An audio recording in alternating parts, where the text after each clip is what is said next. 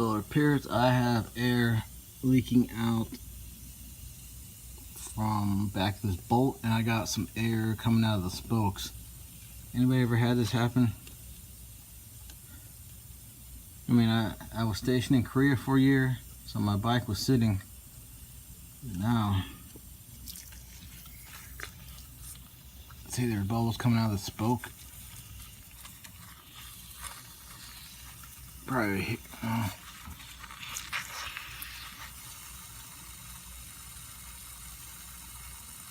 That one too, that one.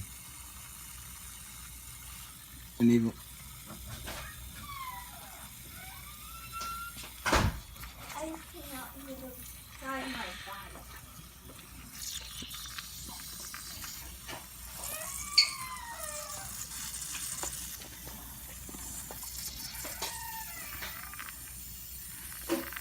What's that?